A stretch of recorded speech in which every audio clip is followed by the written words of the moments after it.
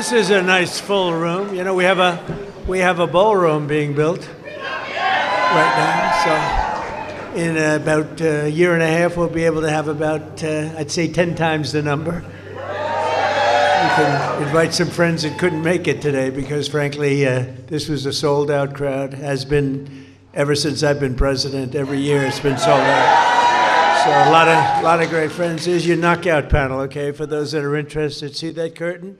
You open that curtain, and it's a beautiful funnel right into the most beautiful ballroom. It's being built right now. So it's pretty, and they wanted it for 150 years. We're getting it done a lot. We're getting a lot of other things done, too.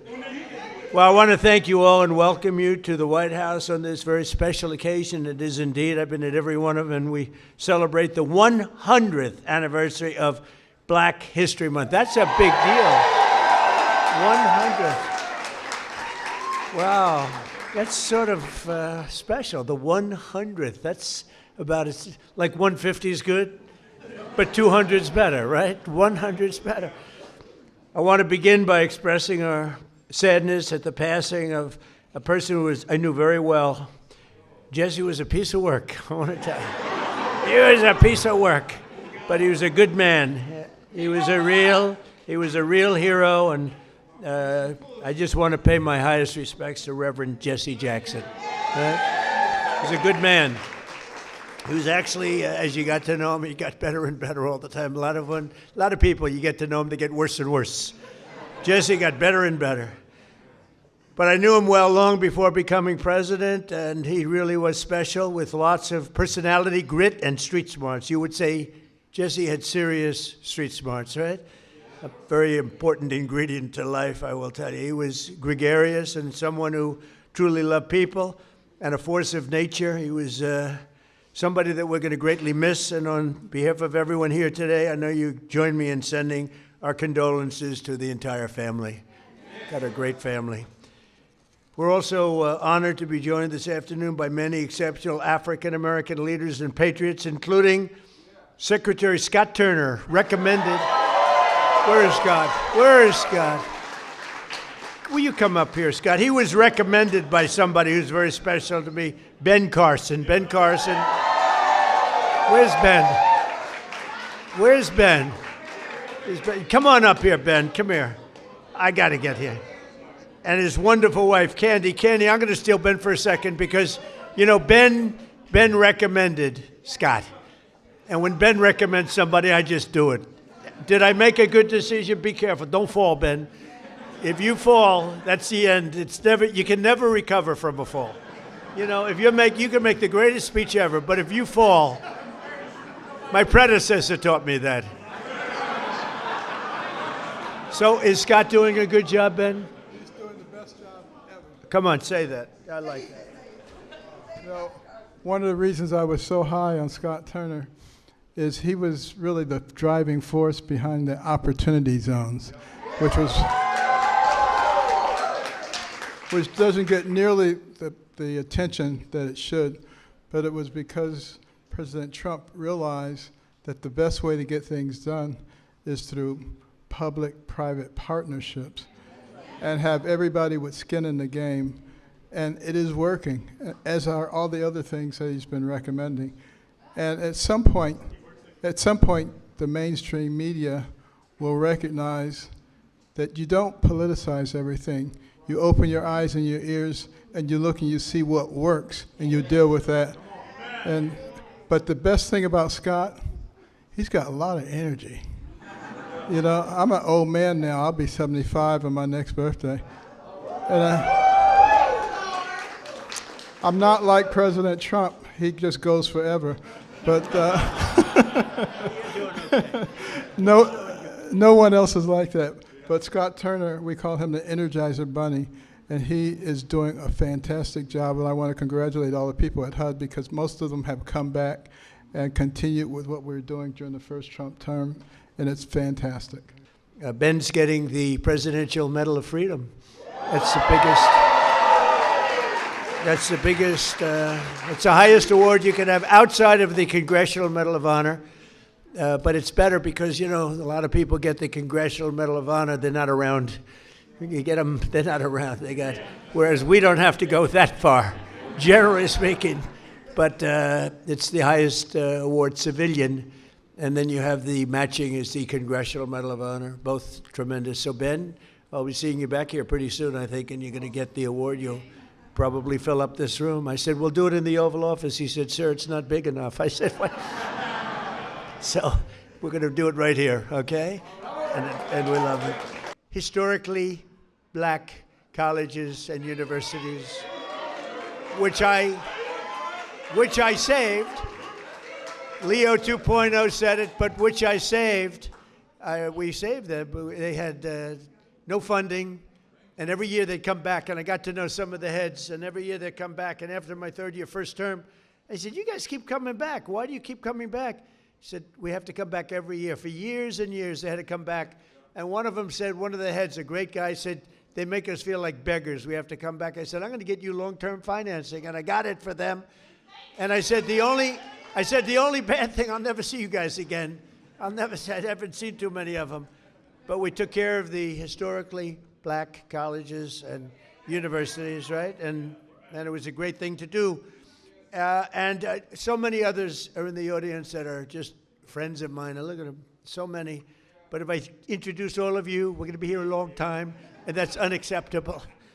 Not only are we celebrating the century of Black History Month, also, as you know, this year we'll also be celebrating the 250th anniversary of our nation's founding.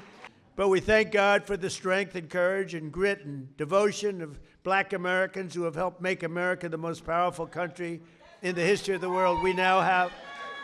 And you saw that with our attack a few weeks ago on Venezuela. We have the greatest military in the world. We make the greatest equipment in the world. There's nobody even close. Nearly 10,000 African Americans fought for the patriot cause in the Revolutionary War. Did you know that? 10,000, and it's actually a number even, I've heard even higher than that, helping secure our independence in every generation since, from the Buffalo Soldiers to the Tuskegee Airmen. Black Americans have stepped forward to defend the flag and to defend our country like few others, really, like few others. And you've never really been given the recognition that you should get for that. You know that, Ben? I don't think a lot of people have given the kind of recognition, but everyone knows all about the Tuskegee Airmen. They were great and amazing. The Buffalo Soldiers, do you know the Buffalo Soldiers? Good stuff, right? From jazz to the blues, that you know, that you do get recognition for.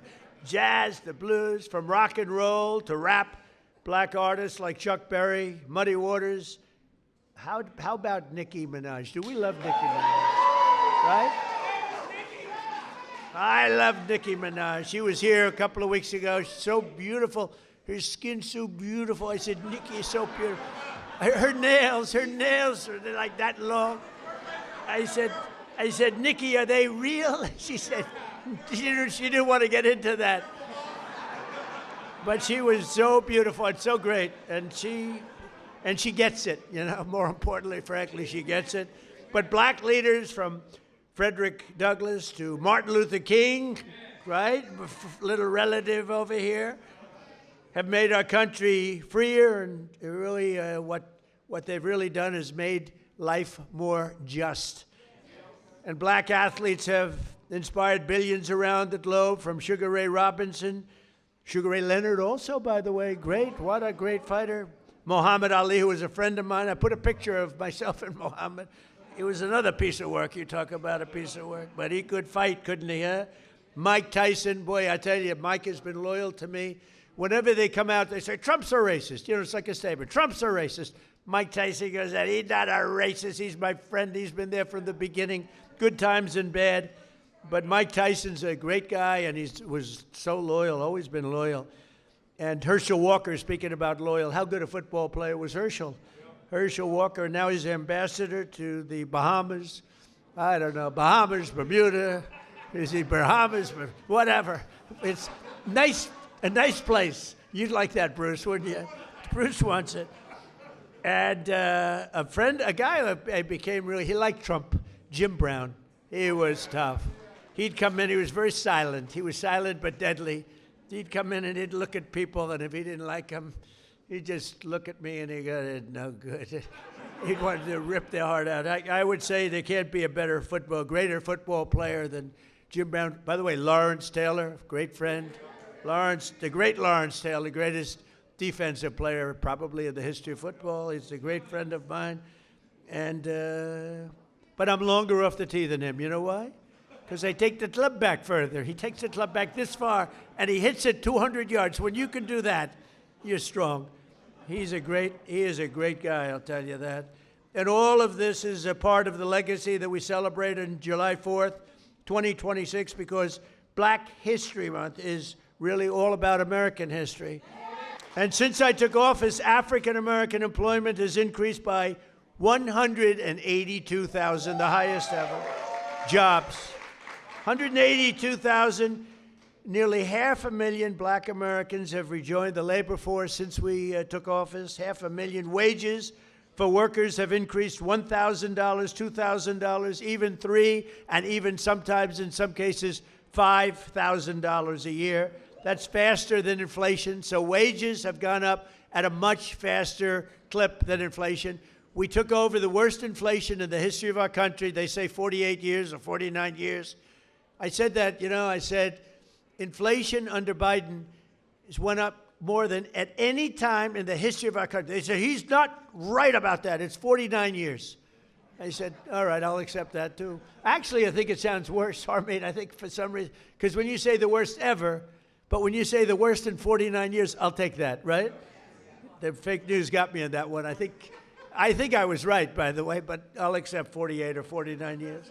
But for the first time in many years, 100% of all net job creation is going to American-born citizens. Think of that, 100%. So we're calling it end, and I just want to say this is an honor to be here. We celebrate Black History Month. We honor the memory of those who came before us by continuing their legacy and fighting for an American that's really an America that's safe and strong and prosperous. We now have a country that's bigger, better, greater than ever before. I want to thank all my secretaries and all of the people that came here. Our military leaders are here. We have a lot of people that are here, and I want to thank you all. But this is a very special group of people. So happy Black History Month, happy Black History Year, and happy Black History Century. Thank you all. Thank you, Bruce. Thank you.